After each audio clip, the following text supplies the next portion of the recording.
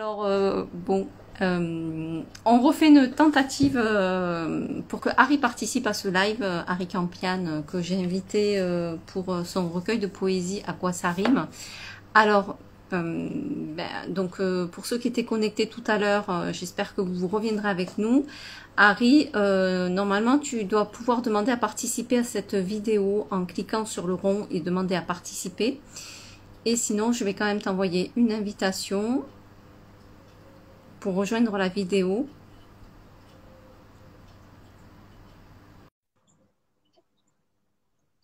Alors, donc là, c'est bon. Bonjour Fabienne. Bonjour Harry. Ah oui, Harry, alors je t'ai vu. Ah, mais voilà, parfait. Voilà. On y est arrivé. Bonjour Harry. Bonjour. Ah, dis donc. Oh là là. Ouh là là. Je suis désolé, j'ai pas l'habitude. Non, non, ben, il n'y a pas de souci. Donc, je dis bonjour à tous ceux, à Brigitte qui est là, à tous ceux qui étaient connectés. Voilà. Donc, aujourd'hui, nous accueillons donc Harry Campian pour son recueil de poésie aux éditions Tapuscrit qui s'intitule À quoi ça rime, dont les illustrations sont élaborées par Fabienne Bourjade, qui est connectée d'ailleurs. Voilà.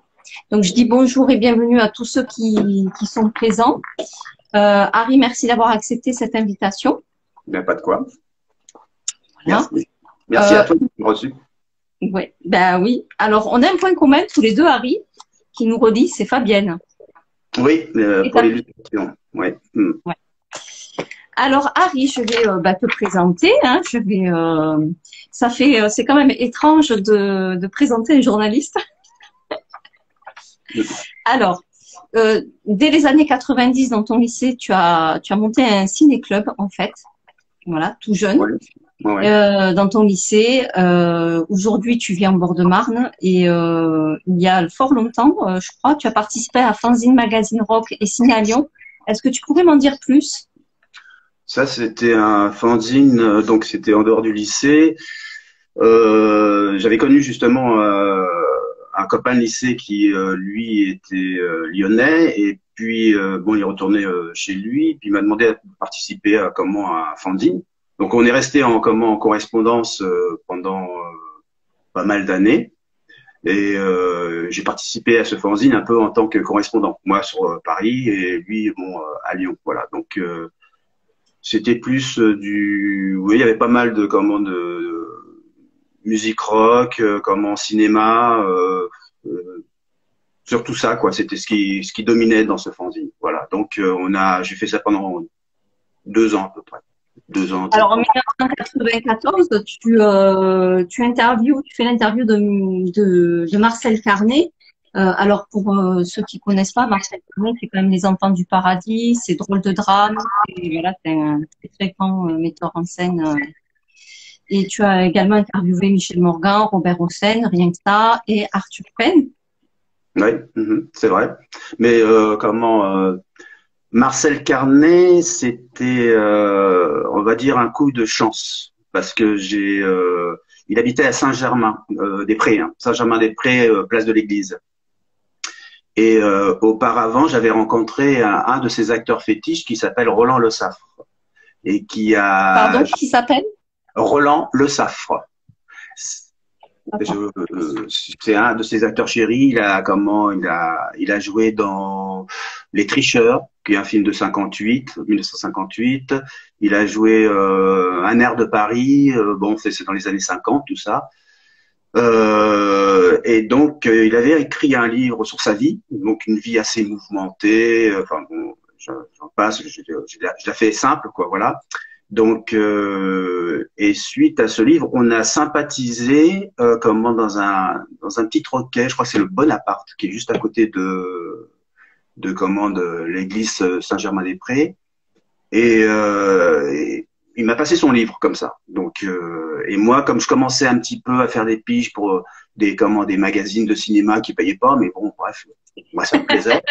Donc voilà, et j'ai lu son bouquin et puis je l'ai proposé à ma revue, donc qui me payait pas bien sûr, et ils étaient très contents. Voilà, donc j'ai interviewé Roland Le Saffre Et puis suite à ça, il m'a dit, si tu veux, je te présente Marcel Carné, parce que bon, Marcel Carné était en fin de vie, il est mort en 96. Oui, c'est pour ça.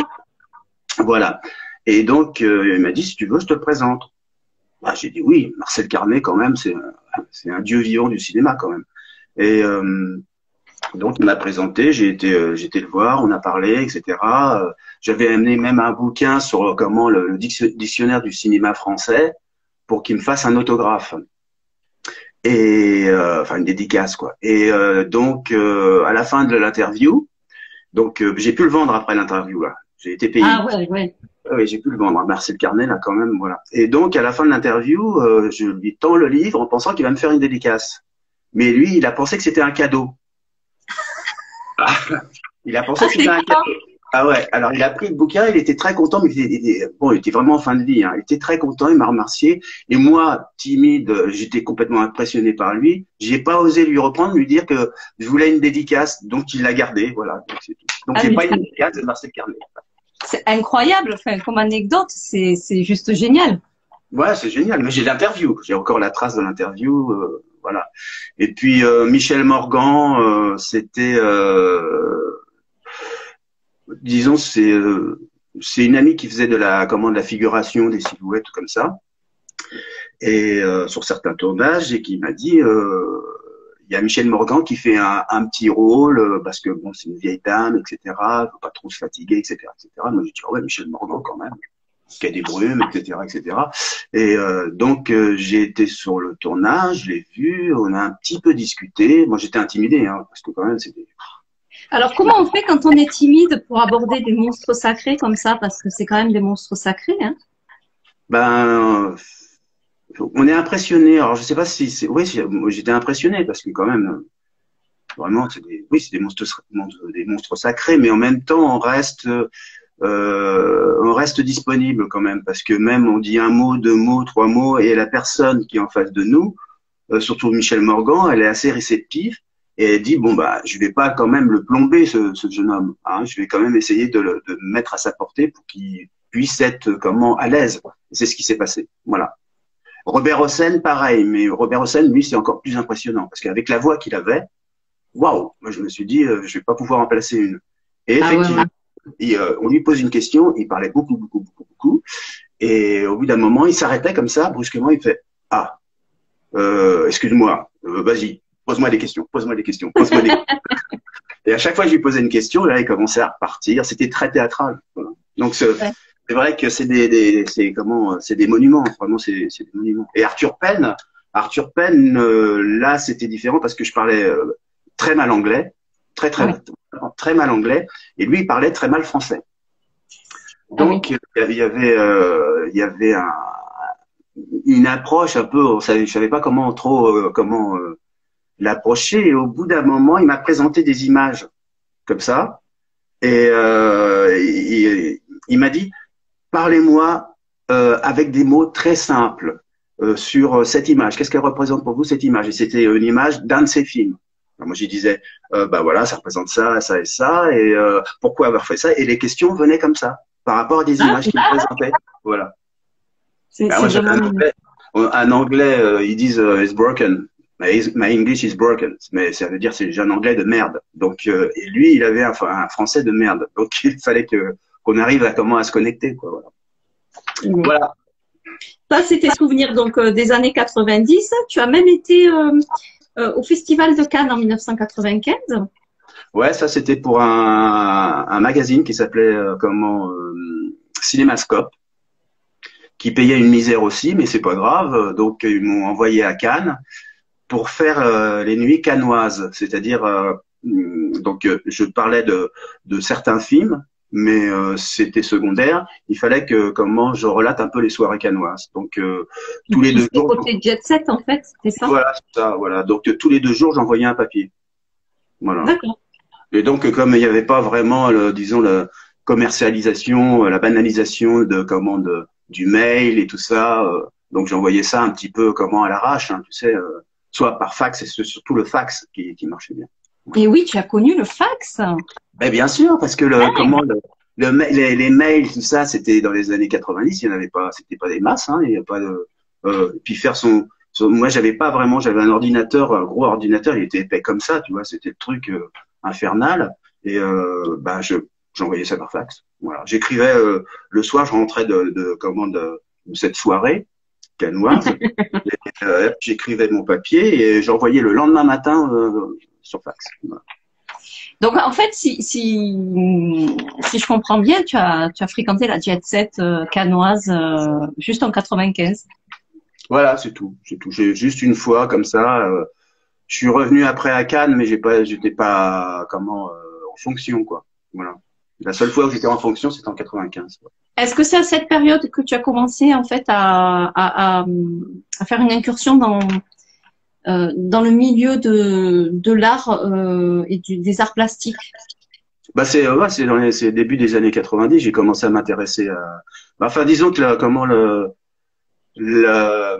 les arts plastiques, j'ai commencé vraiment à m'intéresser, je vais te dire quand, parce que ma mère et mon père travaillaient beaucoup.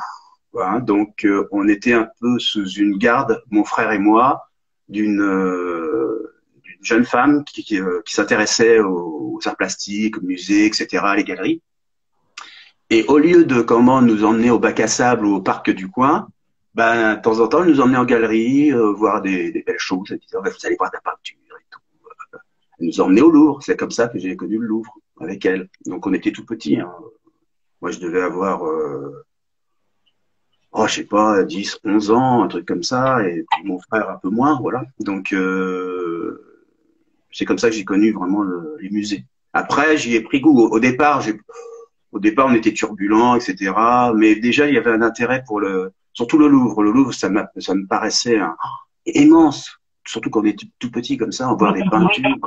C'est immense. Et la galerie des sculptures, là, comme ça, des sculptures, c'était incroyable. Et puis, bon, c'est passé, et au fur et à mesure, ça m'est resté quand même.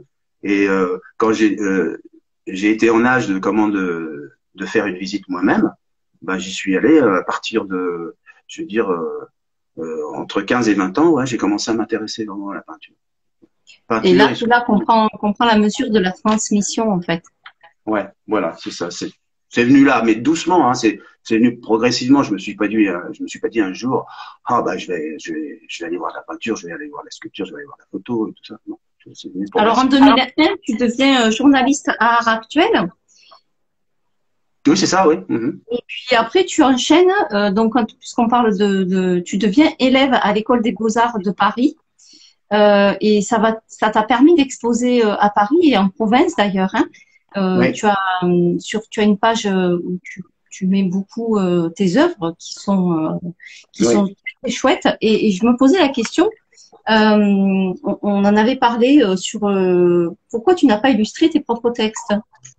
Eh ben voilà, en gros je me suis toujours posé la question et là je vais faire une digression sur le cinéma. C'est que par exemple quelqu'un qui réalise un film, un cinéaste qui fait vraiment un film, qui l'écrit ou qui participe à l'écriture et qui réalise, donc qui fait de la direction d'acteur, je me suis toujours posé la question comment il arrive à jouer en même temps. Il y a que des cas énormes comme Orson Welles, de temps en temps Clint Eastwood. Voilà, hein, c'est quand même très dur de faire tout ça. Et je me suis dit que et là je fais un parallèle avec maintenant l'écriture, c'est que je me suis dit la poésie, elle est remplie d'images déjà. C'est rempli d'images la poésie. Donc que ce soit un geste, enfin une phrase, un extrait de chanson, etc. C'est difficile en plus de refaire l'illustration sur sa propre poésie. Moi, je trouve que c'est très intéressant d'avoir un regard extérieur sur sa poésie. C'est-à-dire que par exemple, si je prends une poésie de Rimbaud, une poésie de Baudelaire, j'ai mes propres images. Mais c'est pas moi qui ai écrit la poésie, c'est Baudelaire. Bravo. Donc j'ai mon image, j'ai mon imaginaire qui fonctionne. Et donc c'est ce que je voulais. Je voulais avoir un imaginaire qui vienne sur ma poésie. Voilà. Et donc Fabienne, je l'ai connue par l'intermédiaire de François en fin de compte. François, il m'a dit, ce qui serait bien, c'est d'illustrer ta poésie. C'est comme ça que. on va quand même en parler puisque François Millet, c'était, enfin, c'est Tapuscrit en fait, hein, c'est les éditions Tapuscrit qui malheureusement ont souffert du confinement et donc ont dû fermer. Mais Oui. donc François, qui est quand même un acteur très très présent et qui écrit également. Et donc c'est par François et voilà. Moi, je connaissais Fabienne de fort longtemps et je l'avais présenté à François et du coup François a fait le lien avec toi et ça a été voilà. C'est un petit fil rouge comme ça qui. C'est ça, c'est ça, c'est ça. Et euh, donc je suis rentré en contact avec Fabienne et le, le Et ça a feeling, roulé. ça a roulé quoi. Il y a eu un feeling. On a travaillé ensemble progressivement par série. Elle me proposait plusieurs dessins, plusieurs couleurs, plusieurs traits de comment elle voyait comment cette poésie là, comment elle voyait telle couleur, etc., etc. Et puis suite à ça, je lui disais oh celle-là c'est mieux, celle-là je préfère celle-là, etc. Enfin bon, on en parlait. On s'est donné rendez-vous aussi, bien sûr, on s'est vu plusieurs fois et on a travaillé comme ça, on a travaillé jusqu'au bout comme ça. Donc après, moi, ce que je voulais, c'était ne pas avoir un livre total, comment une poésie, une illustration, une poésie, une illustration. Je Ouais. voulais justement que elle s'accapare un peu de du recueil et qu'elle illustre, qu'elle illustre les poésies qu'elle souhaitait. Voilà, c'est tout. Après, elle a fait un choix et puis moi j'ai accepté ce choix parce que bon, c'est un travail complètement à part. Alors, tu es journaliste à Art Actuel depuis. Tu as été journaliste à Art Actuel ou tu l'es Ouais. encore? Non, non, non. La revue a déposé le bilan en juin 2016.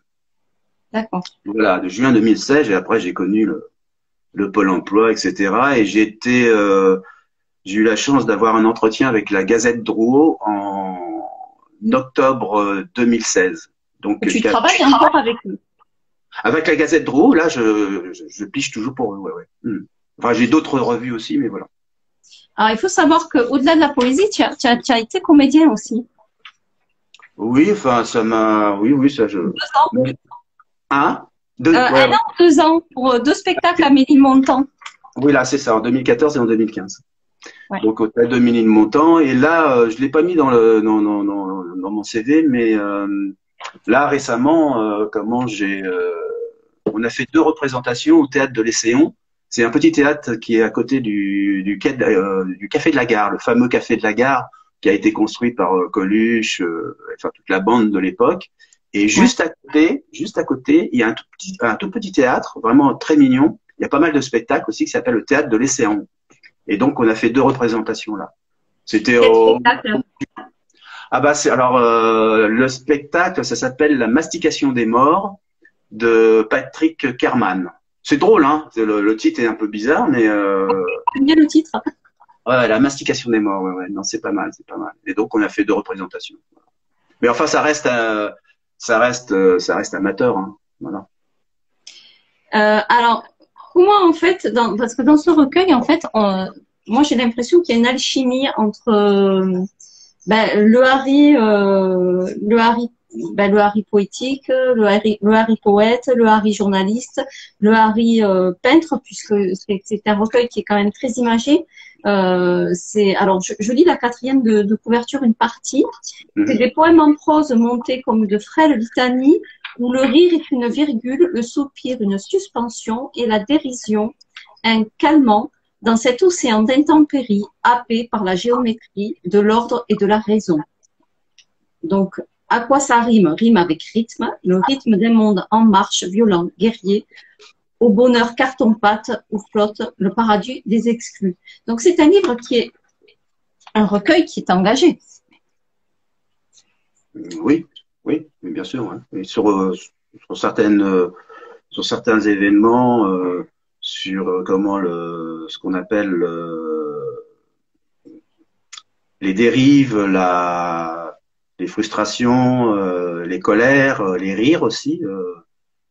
Mais je reprends un peu la formule de Bukowski, Charles Bukowski, qui dit que Je préfère des moments de calme, de quiétude, qu'à un bonheur explosif. Et c'est vrai que le bonheur explosif dure, c'est comme un feu de Bengale. Après, on retombe dans une sorte de marasme, de banalité, de quotidien qui peut être étouffant. Alors que les moments de calme, de quiétude et peut-être de recul aussi sur soi-même, sur le monde qui nous entoure, c'est peut-être ça aussi, forme de bonheur quelque part, de bonheur calme, de bonheur tranquille. Voilà. Alors, moi, il y a des poèmes que j'ai beaucoup aimés. Donc, bon, les deux petites vieilles, là, les deux vieilles, j'ai beaucoup apprécié. J'ai beaucoup apprécié celui-ci. Et il y en a un qui m'a beaucoup ému également, qui est... alors, où est-ce que je l'ai mis? Alors, ok. Il y a Alcool que j'ai beaucoup aimé. Enfin voilà, je les ai beaucoup tous aimés, mais il y en a un particulièrement qui est en lien avec l'enfance, qui m'a beaucoup touchée. Et je voulais savoir en fait comment tu en es venu à écrire toi de la poésie, sur quelles ressources tu t'appuies finalement quand tu écris, qu'est-ce qui déclenche ton écriture? Alors, par exemple, tu parlais d'alcool. Euh, Ça, c'est comment un poème que j'ai écrit il y a très très très longtemps. J'étais au lycée. Mais après, je suis revenu dessus plusieurs fois. Je l'ai courté, je l'ai rallongé, j'ai enlevé des mots, j'ai remis des phrases. Enfin, et puis au bout d'un moment, j'ai tout laissé tomber. Je me suis dit, je vais le laisser comme ça, c'est très bien. Voilà, pour moi. C'est un peu comme le peintre qui n'en finit pas de finir sa toile, qui jusqu'au vernissage, il va dire, ah non non non, il me manque quelque chose. Eh ben, c'est un peu ça. Donc, la poésie, il y a toujours cette difficulté à finir la poésie. C'est un peu ce que faisait Baudelaire, mis à part que c'était un être caractériel, mais dans sa poésie, il n'arrivait pas à la finir. Au bout d'un moment, il la finissait, mais c'était terrible de finir un vers. Donc,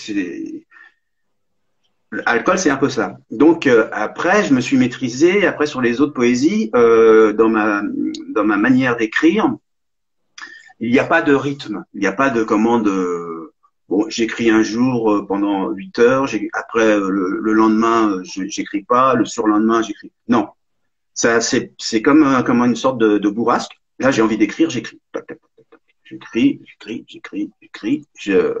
Après, les papiers, j'écris sur papier souvent. Un C'est-à-dire que papier volant?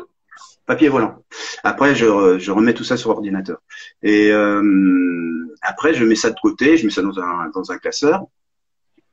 Et puis, j'y repense plus. Et puis, pendant 2 semaines, je vais pas écrire. Je vais peut-être dessiner ou je vais peut-être, je sais pas, faire autre chose, quoi. Et 2 semaines plus tard ou un mois plus tard, je reviens sur ces poèmes, je rature ou je dis ça c'est pas bon, je le jette carrément à la poubelle. Je me dis pourquoi j'ai écrit ça. Et puis d'autres que je garde. Alors généralement j'en garde 3, 4 comme ça que je mets de côté. Et ainsi de suite, et ainsi de suite. Et ça se fait. Il n'y a pas vraiment un rythme particulier. C'est-à-dire c'est le moment où j'ai vraiment envie d'écrire, mais même si c'est une strophe, hein, peu importe. J'écris. Voilà. Alors ça peut être la nuit, ça peut être le matin très tôt en me levant.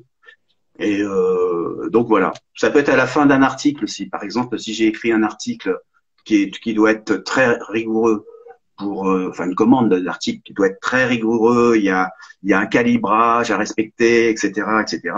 Donc ça, c'est des normes à respecter et ça peut être très contraignant. Et pour me détendre, bah, je vais écrire un peu mes petits trucs, ce qui me trotte dans la tête. Hop, je vais écrire une strophe, un vers, et puis voilà. Ça se fait comme Alors, ça. on a Marcel Carny qui te dit un poème est-il réellement fini? Ça, c'est une bonne question. De quoi? De quoi? Je n'ai pas entendu. Marcel Carny te demande un poème est-il réellement fini? Il faut qu'à bout d'un moment, oui. Si comment on peut pas faire autrement, c'est un peu comme ce que je disais, c'est comme un tableau. Un tableau, c'est comme une peinture. Une photo, c'est un instantané. Une photo, par exemple, c'est un instantané. On fait la photo elle y est. Hein. Après, on peut bidouiller avec Photoshop et tout ça, mais bon, ça c'est une tambouille. C'est comme comment on fait comment du labo après la prise de vue, c'est une tambouille. Mais comment un tableau et un poème, c'est très difficile parce que de le terminer, mais il faut terminer parce que bon, un tableau, on pourrait faire comment le tableau ultime comment revenir toujours le dessus sur ce tableau jusqu'à la fin de sa vie, avec le pinceau en main et hop, ben je l'ai pas terminé. Le poème c'est pareil. Donc au bout d'un moment il faut laisser, il faut le laisser partir, il faut laisser partir le tableau et pareil pour le poème. Alors, moi, j'avais la question que je voulais te poser. Tu en es venu tout à l'heure en disant, il m'arrive d'écrire après avoir écrit un article qui est une commande. Est-ce que ton travail de journaliste vient compléter ou vient parasiter ton écriture? On m'a posé la question une fois, on m'a dit, tu sais, tes poèmes, on a l'impression que ce sont parfois des petites nouvelles ou des bribes de scénarios, comme des scénarios un peu romancés, un peu poétiques, mais c'est comme si c'était des bribes de scénarios ou de nouvelles, voilà. Oui, on m'a souvent posé la question, on m'a fait souvent la réflexion, voilà, c'est ça que je veux dire. Après, oui, forcément, là, comment l'écriture journalistique, j'ai plutôt une écriture très journalistique parce qu'on m'a appris à être concis quand j'écris un article. Donc forcément, ça m'est resté. J'ai pas une écriture à la Faulkner ou à la Proust, certainement pas. Et puis je saurais pas faire. C'est pas mon truc. Tu n'écris pas sur les madeleines? Non, je les mange. J'adore. Je les mange. Donc, alors, il y a des poèmes qui sont très longs, il y a des poèmes qui sont beaucoup plus courts. Il y en a, c'est juste comme tu disais, une strophe. Hein. Au doux refuge, voilà, c'est au doux refuge qui m'a vraiment beaucoup touchée avec l'illustration donc de Fabienne. Hein. C'est ça, ouais. Elle est très belle cette illustration. Elle est magnifique. J'aime beaucoup. Ouais. Ouais, et donc c'est, tu vois, il y avait une étoile. Bon, évidemment, c'est pour ceux qui nous regardent. Hein. Il y avait une étoile sous le toit de ma maison, une étoile faite d'amour et de soleil. Elle sentait la tartine grillée et le café chaud, des matins câlins. On l'appelait maman. Moi, je trouve ça vraiment très, très. C'est concis et en même temps, ça dit tout.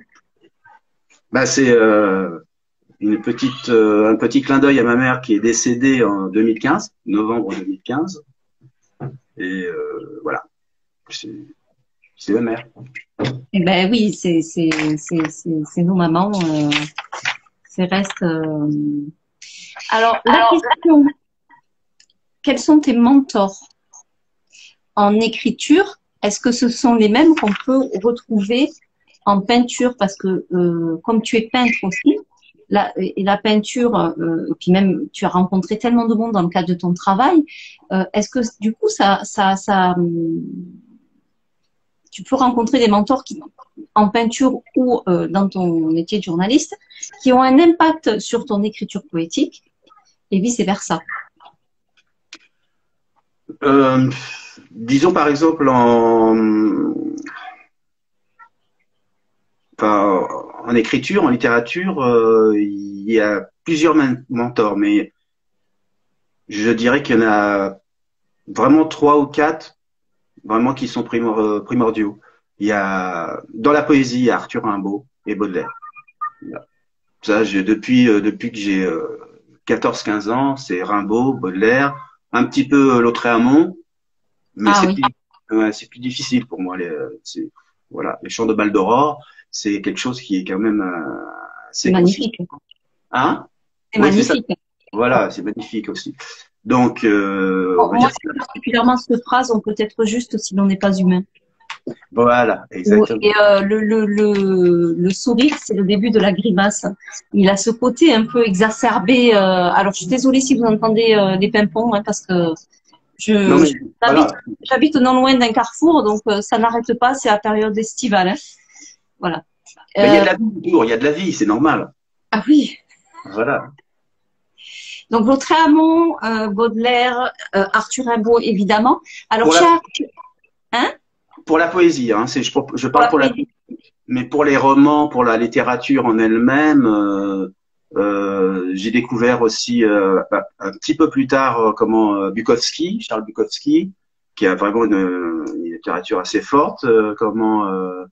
Caractère aussi, hein. Un caractère aussi, ouais, caractériel, pas mal. Et Hemingway, que j'adore, Hemingway, Richard Brotigan, John Fante, ça c'est pour les Américains. Et puis pour le côté français, j'aime beaucoup les nouvelles de Philippe Dian, celui qui a écrit 37-2. Alors, je connais pas. Philippe Dian, il a écrit 37-2, qui a fait le fameux film de Benex avec. Oui, voilà, le film, je connais, par contre. Voilà. Et donc, avant de faire ce best-seller qui a été mis en film, il a écrit un recueil de nouvelles qui s'appelle 50 contre 1, qui est magnifique. Au niveau des nouvelles, concision, c'est du nectar. Donc, j'ai adoré ce recueil et puis voilà, donc et puis des polars, des trucs comme ça, enfin bon, bref, il y a plein de choses, mais c'est vrai que bon, en priorité ce sont vraiment des repères comme ça de côté français, c'est un peu Dian, Simon, et puis du côté anglo-saxon on va dire Bukowski, Hemingway, Brotigan, voilà, bref, Carson McCullers aussi qui est très bien. Chez Rimbaud, j'ai une petite question personnelle. Quel est ton poème préféré? Alors Rimbaud, c'est particulier parce que j'aime bien les poèmes où il a commencé à fuguer à l'âge de 16 ans. Même pas 16 ans. Et sa première fugue, il voulait remonter à Paris. Alors à l'époque, il n'y avait pas de Blablacar, là c'était à pied. Hein. Donc il y allait à pied. Quand il trouvait quelqu'un qui pouvait l'emmener en calèche, mais généralement, il faisait le Charleroi, Paris à pied. Donc, donc, c'était pour rejoindre les communards. Parce qu'à l'époque, déjà, à 15-16 ans, il était, hyper révolté. Donc, il voulait rejoindre les communards et rejoindre tous les fameux poètes qu'il a critiqués par la suite. Hein. Donc, voilà. Et il prenait les billets sans train. Il arrivait Gare du Nord. Gare du Nord, il est arrivé la première fugue. Comme les parents avaient appelé la police, ils l'ont ramené. Quand il est arrivé à Gare du Nord, il n'y avait pas de billet. Ils l'ont ramené à Charleroi. Et là, il avait écrit un poème qui s'appelle Rêver pour l'hiver. Et c'était un poème. Tu connais. J'adore Rimbaud, c'est pour ça que je pose la question. Rêver pour l'hiver, qui est magnifique. L'hiver, nous irons dans un petit wagon rose avec des coussins bleus, nous serons bien, etc., etc. Bref. Et la fin, elle est sublime. Cherche, voilà. Tu me diras cherche en penchant la tête. Ouais, en inclinant la tête, nous prendrons du temps à trouver cette bête qui voyage beaucoup, etc. Qui voyage beaucoup, ouais. Voilà. Et après, donc, vers la fin, parce qu'il a une carrière comète, hein, vraiment une carrière très courte. C'est une saison en enfer. Donc, elle est toute une grosse partie d'une saison en enfer que j'adore. Parce qu'il parle déjà de la démocratie, de l'Europe, il parle déjà de plein de trucs. Il a un côté visionnaire dans sa poésie. Surtout les dernières Illuminations et Saisons en enfer. Là, il y a tout ce qui se passe en ce moment quelque part. Hein. Enfin, sur la démocratie, sur l'homme visionnaire, l'homme transformé, etc. Enfin bon, quand on lit ça, on se dit franchement, il a à peine 20 ans hein, quand il écrit ça. Oui, il est très jeune et assez. Voilà, pour moi, c'est la fulgurance, quoi, Rimbaud. C'est ça, ouais, c'est la fulgurance. Donc, ça n'a rien à voir avec Baudelaire, parce que Baudelaire, lui, il était plus dans le. J'adore hein, les petits poèmes en prose là, de Baudelaire, le spleen de Paris, comme on dit, c'est magnifique. Mais ça reste dans une forme d'urbanisme. Il a vécu la période haussmannienne, Baudelaire. Il en parle très bien avec le comportement des gens, comment on appelle ça, la dérive humaine, etc. Enfin bon, bref, ça, il en parle très bien, mais il n'est pas dans le même style visionnaire que Rimbaud. Eh ben, je dirais que Baudelaire est plus observateur de son temps. Oui, voilà, c'est ça, exactement. Alors, Rimbaud vit, on est dans l'émotionnel et dans la sensation et dans la vision de ce qu'il ressent et l'analyse. Il est dans son temps. Il n'est pas en retrait en fait. Il n'est pas observateur. C'est bien pour ça qu'on l'a appelé le voyant. C'est bien pour cette raison Oui, qu'on l'a appelé le voyant. le voyant. Voilà. Quelque part, Fabienne, plus dans l'esthétisme et la mélancolie de Claire, je trouve. Fabienne qui dit ça? Oui, Ouais, elle a raison, c'est vrai. On oui, est oui, plus c'est dans la vrai. mélancolie. Ouais, ouais, on est plus dans l'esthétisme, la mélancolie. Et il y a un bouquin de Jean Telet qui parle de Baudelaire. Il y avait un sale caractère. Hein, il fallait le supporter. Hein. Mais c'est vrai que c'est ça, c'est exactement ça. Il parle beaucoup de drogue, de comment comment les paradis artificiels, c'est ça, c'est exactement ça. Mais il a pas, il est pas dans le phénomène de la voyance. Il ne se projette pas quoi. Il Il était a plutôt observateur et quand même un peu autocentré, hein. très autocentré, ouais, ouais. Très Oui, autocentré. Ouais. voilà, Alors, très c'est son. autocentré, disons-le. Voilà, c'est pour pas critiquer, mais Bah, ça n'empêche pas. C'est bon. bon, ça n'enlève rien au talent, hein, de toute façon. Voilà, Hein. c'est On ça, est bien exactement. d'accord, hein. Ouais, ouais. Alors, ce projet, quand tu l'as mis en place sur À quoi ça rime, pourquoi d'ailleurs À quoi ça rime? Eh ben, à quoi ça rime? Justement, j'ai pensé à ça et j'ai trouvé que la formule était très bien parce que à chaque fois qu'on projette quelque chose, que ce soit comment un élément de langage, d'écriture, de commande, ou même de film, de comment d'image, etc. Euh, la réflexion qui peut venir après, enfin moi c'est personnel, mais à quoi ça rime? Pourquoi j'ai fait ça? Pourquoi j'ai fait ça? On se pose la question, pourquoi j'ai mis cette image alors que l'autre peut-être elle était mieux? Donc on revient un peu au problème du poème fini ou pas fini, tableau fini ou pas fini. Pourquoi cette couleur alors que l'autre couleur peut-être, il y a toujours cette indécision. Et à quoi ça rime, c'est un peu, ça rejoint un peu ça résume un peu ça, et ça peut être à quoi rime ce geste, à quoi rime cette couleur, à quoi rime cette phrase, etc., etc., etc. Quoi. Voilà. Est-ce que C'est ce sont des questions, Harry, que tu te poses quand tu peins également? moi je me pose plein de questions. Hein. De toute façon, j'ai pas les réponses, mais les questions, je les ai, ça c'est sûr. Et oui, pour peindre, ouais, c'est vrai. Ouais, ouais, pour peindre, c'est souvent le cas. Et il y a des peintures que j'arrive pas à finir. Hein. C'est pareil en écriture. Hein, j'ai comme plein de débuts, de bribes, de nouvelles ou de romans que peut-être un jour je finirai ou pas. Je sais pas. Je sais pas. Mais ça c'est moi, hein, c'est personnel. Après, je sais pas comment fonctionnent les autres écrivains, mais je sais qu'il y a des écrivains qui fonctionnent, qui sont très comment posés, cartésiens, comme Stephen King, que j'adore. Hein, Stephen King, j'adore. Mais il est très posé. Il écrit C'est très construit. très construit et il écrit en moyenne. Et il le dit lui, parce que c'est sa manière de tenir en écriture, d'être écrivain. Il s'impose 5000 mots, entre 2500 et 5000 mots par jour. Alors, oui, mais il écrit des romans. Oui, ouais, ouais. L'approche entre le roman et la poésie, c'est deux choses différentes. Totalement, oui, c'est vrai, c'est vrai, c'est vrai. Le roman, c'est une course de fond. Il faut être toujours avec ses personnages. Il faut les tenir parce que si on les lâche, pour revenir après, pour les récupérer, c'est très dur. Ça, c'est vrai. Tandis que la poésie et même la nouvelle, c'est comment c'est plus, je verrais ça plus comme une fulgurance pour la poésie, comme un sprint ou une fulgurance, et la nouvelle un peu pareil. Parce que la nouvelle, même si on arrête un moment, on a toujours l'histoire et ça va très vite dans la nouvelle. Tandis qu'un roman, c'est une course de fond. C'est une course de fond, Une ça c'est course sûr. de fond, et on pourrait dire que la nouvelle, c'est pas un marathon, mais tu sais, c'est un peu comme un athlétisme. Hein. Tu as le 100 Hum, mètres, le 200 mètres, le 400 mètres, et après, tu as la course de fond, tu as ton marathon. Je dirais que plutôt le roman, on est sur du marathon avec une grosse préparation, etc.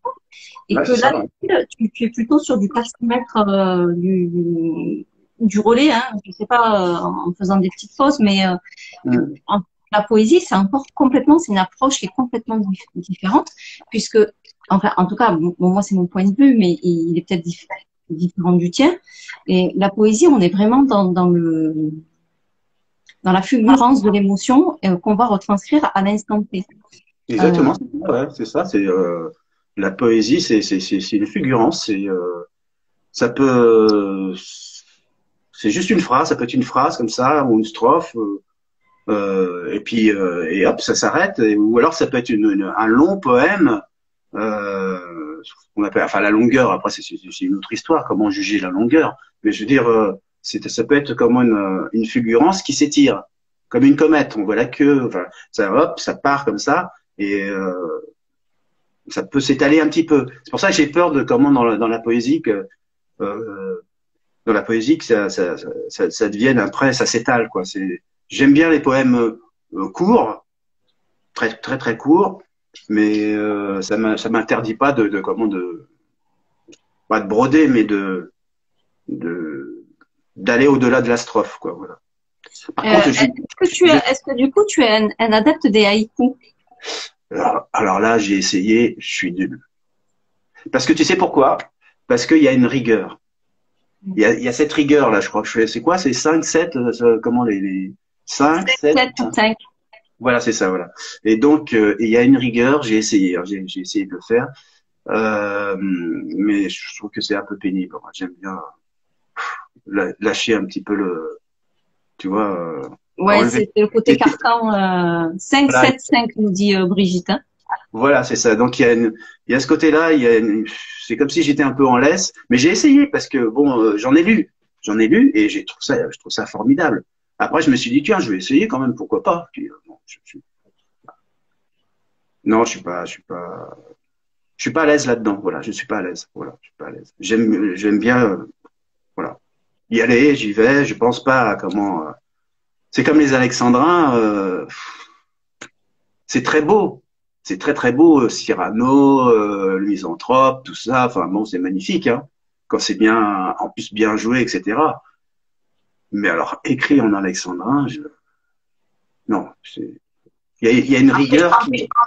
Je pense qu'à l'époque, c'était presque un automatisme, limite de s'exprimer en alexandrin. Certainement, je sais pas, mais bon. Je sais pas, je peux pas te dire. Franchement, par exemple, comme Molière fait ses pièces, écrit ses pièces, je sais pas, le Misanthrope, ouais, je trouve ça magnifique, hein, mais quand c'est bien joué, bien sûr, parce qu'après ça peut être pénible, mais ou comment Andromaque, tout ça, enfin bon, je sais pas. Moi, je sais pas, je suis pas à l'aise là-dedans, et je sais que si j'essaye, ça va être pénible. À lire. Donc, vaut mieux pas. Je reste dans la prose, poésie, roman, pas de problème, mais dans la prose. Je suis dans la prose. Et de temps en temps, j'essaye de faire comment. Je joue pas sur les pieds, tu sais, ça m'énerve. Mais j'essaye que des fois que ça se termine par les mêmes consonances, quoi. Tu vois. Alors Fabienne disait qu'à l'époque, c'était peut-être de rigueur, puisqu'il y avait quand même cette rigueur qui était imposée, comme le sonnet, Exactement. les alexandrins. Et en fait, Brigitte nous dit la prose poétique donne beaucoup plus de liberté. Et Hmm. est-ce que la liberté pour toi est une valeur fondamentale dans l'écriture?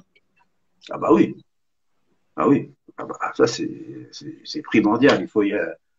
Là, faut pas se priver, il faut pas se mettre des carcans, il faut pas se mettre des cadenas partout. Non, non, non, il faut y aller. Là, là. Et sur Et les peut-être, thématiques que tu abordes, est-ce que tu as des thématiques que tu dis, tiens, j'ai envie d'écrire sur ce thème-là, ou c'est le thème qui s'impose à toi en fait? bah, par exemple, s'il y a un thème sur lequel j'ai réfléchi, je sais pas, on va parler comme tout le monde, tu sais, dérèglement climatique, environnement, etc., etc. Bon, il y a des choses à dire, mais par exemple, si j'écris, je vais faire attention à ne pas faire de répétition, de ronron, parce qu'en ce moment c'est un petit peu le sujet central avec le pouvoir d'achat, et j'ai pas envie de tomber un peu dans les comment on appelle ça les clichés quoi, tu vois. Donc ça c'est très dur d'en parler. Donc je préfère rester par exemple dans la poésie. Sur la poésie, on peut se laisser aller. On peut se laisser aller et c'est là où la liberté est primordiale. Dans le roman, par exemple, si on écrit un roman sur la souffrance des petites gens, etc. On peut tomber très vite dans le misérabilisme, qui peut être chiant au bout d'un moment. Donc, il faut une trame où il y a de l'espoir, de la mélancolie aussi, mais de l'espoir, du rire, un petit peu de. Il faut rester dans le. On peut être superficiel, mais être profond. C'est ça que je veux dire. Est-ce que tu t'es essayé au roman déjà? Bah, j'essaye, mais c'est pas terrible. C'est comme je te dis, C'est pas terrible, j'aime bien. j'essaye, c'est tout. Mais j'arrive pas à terminer. C'est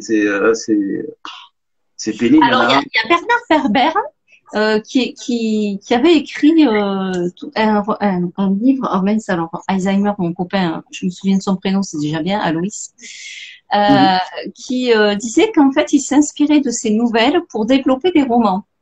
Est-ce que tu envisages de faire ça aussi dans la méthodologie? Pourquoi pas s'il y a une nouvelle vraiment qui suscite comment vraiment une trame à plusieurs personnages avec plusieurs décors, plusieurs situations, oui, ça je peux le faire. Mais par exemple, j'ai quand même pas mal de nouvelles où il y a deux personnages, où c'est juste un moment. Par exemple, je sais j'avais fait j'ai une nouvelle là justement que j'ai terminée bien sûr, et ça se passe un, un vernissage. Un vernissage, mais qui tourne mal. Enfin, c'est un truc un peu complètement dingue. Et ça se passe dans le monde, des androïdes. Ah, Voilà. Donc, intéressant. des cyborgs, androïdes et tout ça. Et c'est un vernissage. Et, il y a il y a des humains, il y a des robots, il y a des androïdes, etc. C'est un peu particulier. Mais il y a qu'un décor. Voilà. Donc, c'est très, voilà. Un roman, il faut quand même sinon, ça devient du huis clos, et pour faire du huis clos, il faut quand même en avoir derrière il faut avoir de la bouteille pour exploiter ça. Alors, je pense que moi, le roman, il me faut de la liberté. Donc, il me faut du décor, il me faut plusieurs personnages, tout en restant bien sûr fixé sur ma trame. Voilà. Est-ce que tu as des petits rituels d'écriture, par exemple, quand tu écris tes nouvelles? La musique, un lieu particulier où tu aimes bien te poser ou Je écrire mets dans pas, les cafés, par exemple? je mets pas de musique. Pour écrire, je mets pas de musique. Non, non, ça va me perturber. Là, moi, je sais que si je mets de la musique, surtout si j'aime bien un morceau, mon esprit va, et Il il va va se partir dans barrer. la... Voilà. Donc, c'est pas la peine. Donc, je mets pas de musique. Euh, En peinture, oui, je peux le faire, ça. Dessin et en peinture, je peux mettre un peu de musique, mais pas en écriture. Et j'ai de là à dire que j'ai des rituels, pas forcément. Je pense qu'il est mieux d'écrire le matin. C'est personnel. J'en ai fait l'expérience, parce que écrire tard le soir, comme on dit dans la nuit, c'est super, il y a des choses qui vous arrivent. Non, c'est pas vrai. Si on est un peu fatigué, on écrit la nuit, le lendemain on se lève, on dit oh là là, c'est moi qui ai écrit ça. Donc à la poubelle. Voilà, ça m'est arrivé plusieurs fois, que ce soit un article ou même une poésie ou une nouvelle, d'écrire la nuit en pensant que ouais, c'est génial. Pas du tout, on est un peu fatigué, on a peut-être bu un verre avec les copains, et c'est mauvais le lendemain matin. Ça m'est arrivé plusieurs fois de mettre ça à la poubelle. Donc je pense que c'est mieux, tout ça pour te dire que le matin, quand tu es bien reposé, tu as pris ton café, ton thé, peu importe, et que tu as envie d'écrire, là c'est bien. C'est bien parce que tu es reposé. Et que tu as mangé ta madeleine de Proust. Et la madeleine, bien sûr, ça c'est primordial. C'est important. Alors, pourquoi tu as choisi cette première de couverture par rapport à tous les autres, aux autres illustrations que tu as fait, Fabienne? Est-ce qu'il est représentatif? Ah oui, alors ça c'est pour un poème. Attends, je crois que je l'ai là. Ah oui, le poème, ça s'appelle Ce rire tendance à en pleurer. Ce rire tendance, entre guillemets, à en pleurer. Parce que moi, ce qui m'énervait, justement, c'est pour ça que j'ai fait ce poème, parce qu'il m'agaçait, disons, c'est que on a beaucoup de comiques qui font pas rire. Enfin, pour moi, il y avait énormément de comiques qui me font même pas sourire.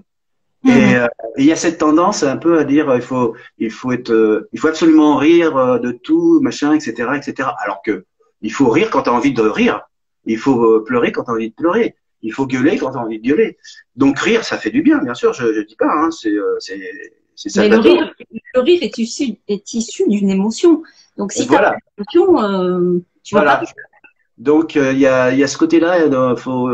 Il faut rire de tout, etc., etc.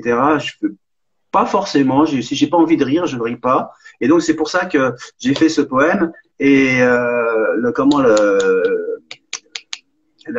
l'illustration, la couverture là, ça me plaisait bien parce qu'il y a un côté parce que autour de ce petit bonhomme qui est complètement enchaîné comme ça, qui fait une gueule horrible, et il y a tous les autres qui sont en train de rigoler autour, hein, tu vois.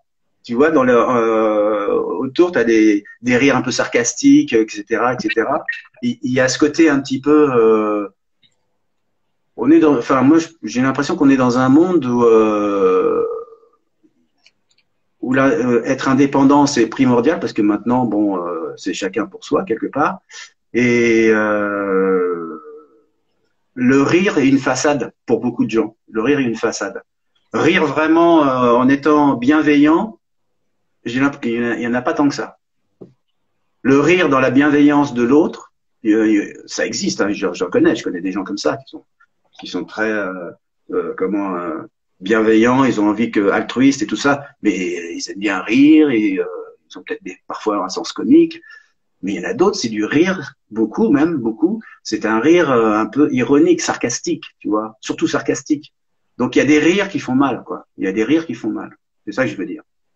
Donc, voilà. Donc, tu as mis cette Voilà. première couverture.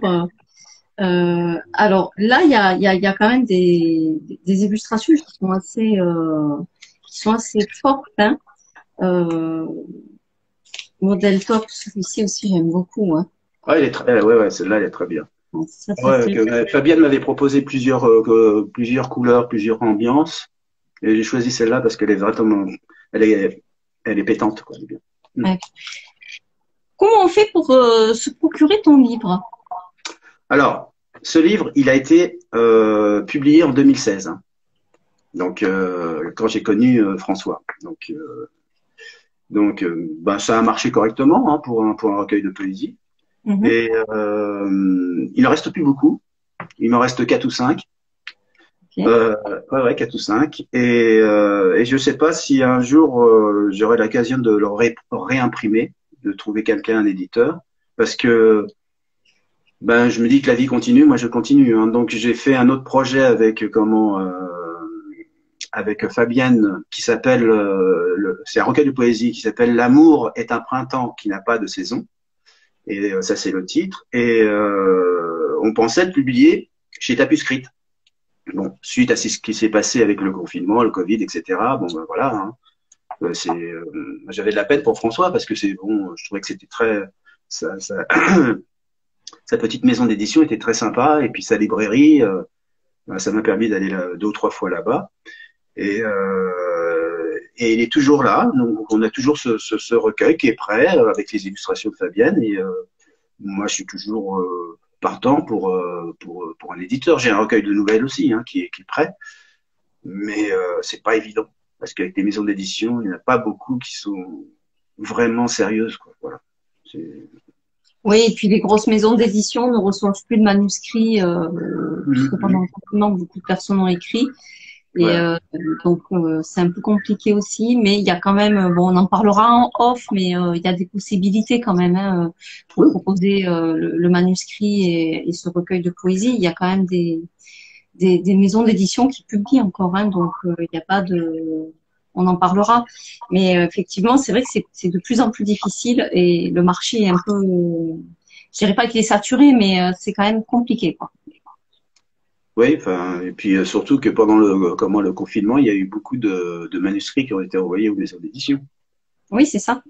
Parce Donc, que c'est ce que je disais Mhm. précédemment, Mhm. c'est-à-dire que pendant le confinement, beaucoup de personnes ont écrit, Et il y a beaucoup de maisons d'édition qui ne reçoivent plus, qui ne prennent plus de manuscrits parce qu'ils en ont reçu des tonnes et des tonnes.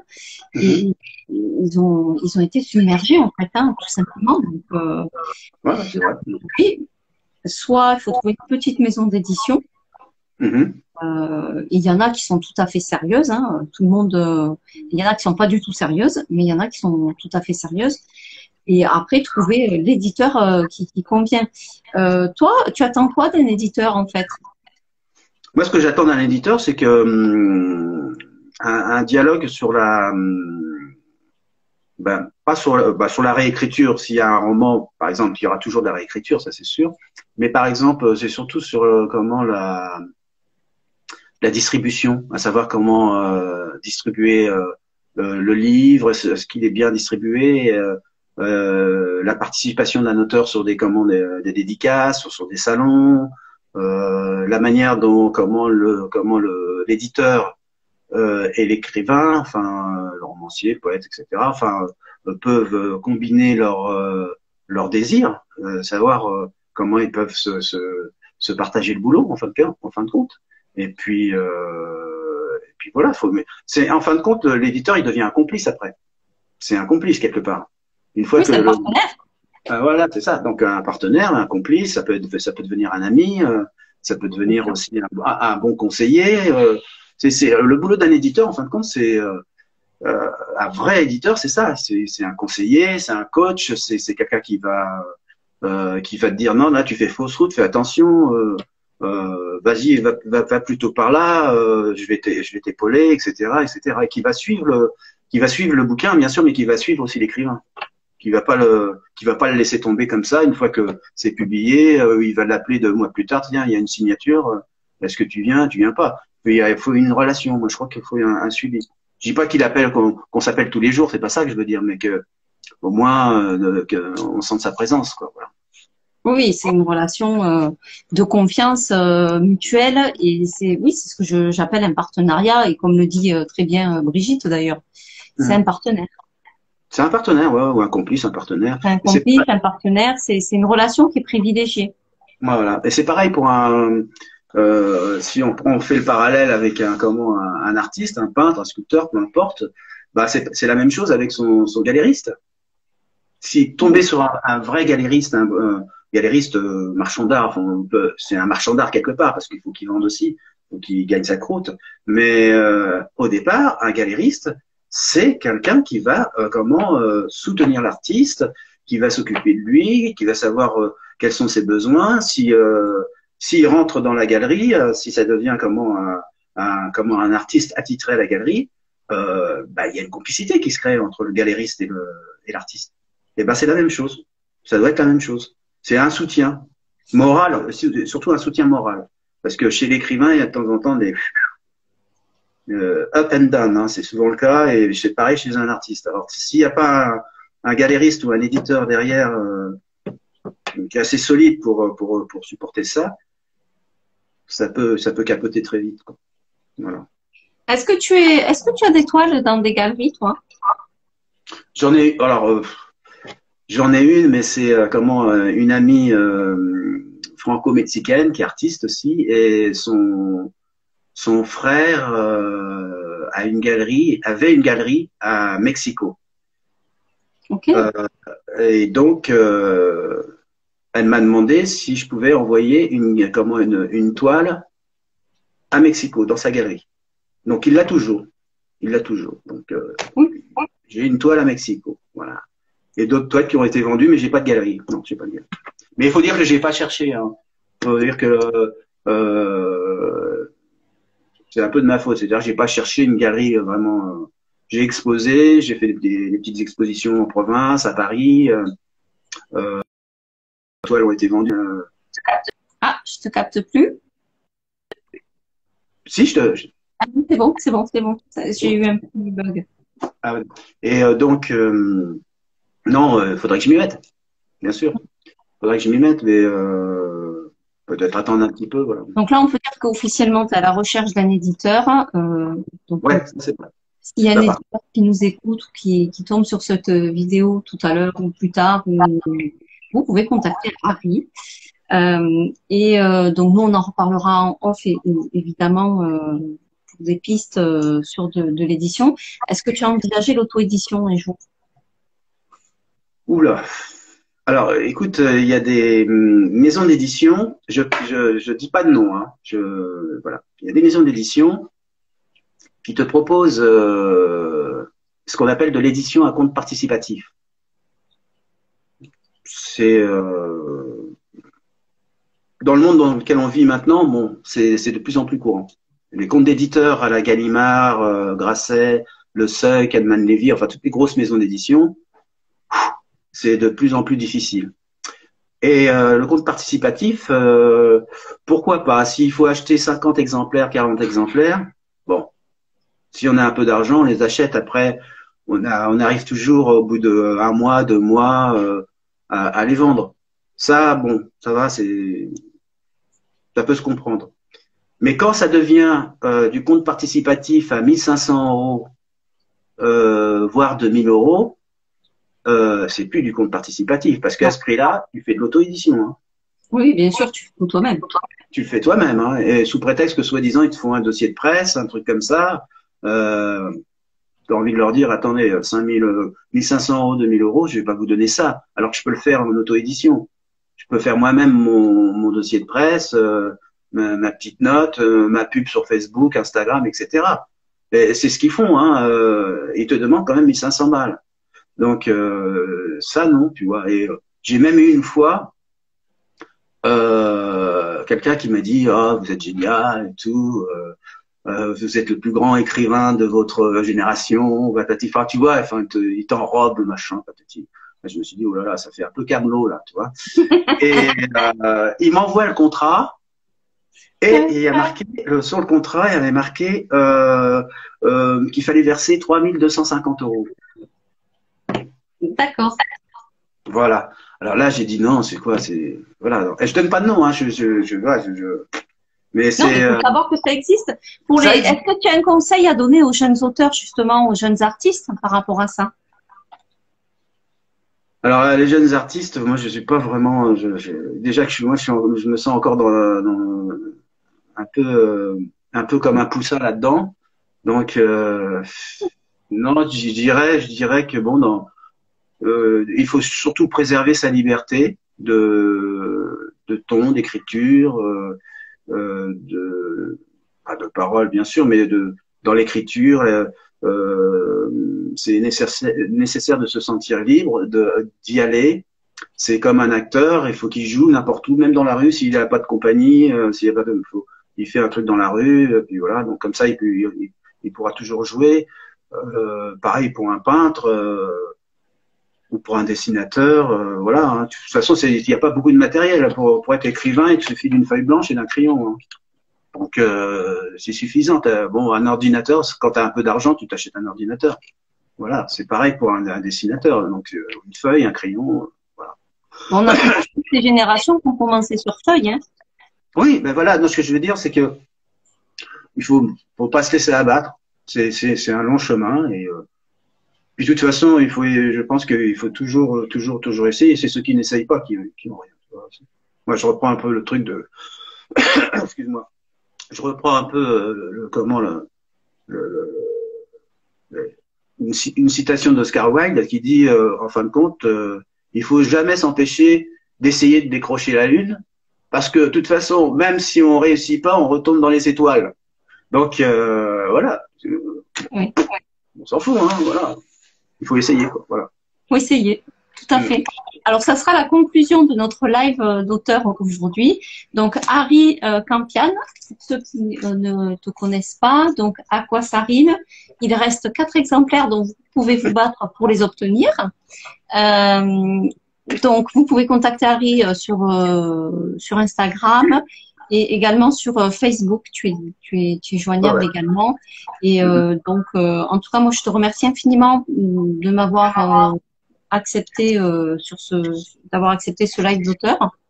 Et donc je te dis à très très bientôt. Et merci à toi de m'avoir reçu, c'est surtout ça. Voilà. Et voilà, nous on sera amenés à se croiser, je pense, on se croise de toute façon pas forcément régulièrement, mais on se croise.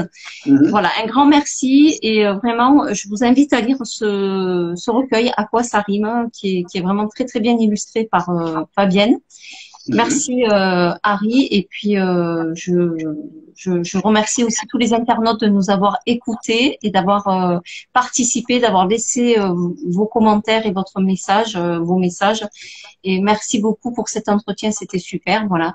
Donc je te dis au revoir et puis je vous dis à très très bientôt. Alors il n'y aura pas de live au mois d'août, je reprendrai en septembre. Voilà. Merci à toi, Pascal, hein, et puis bonnes vacances. Bonnes vacances. À très bientôt.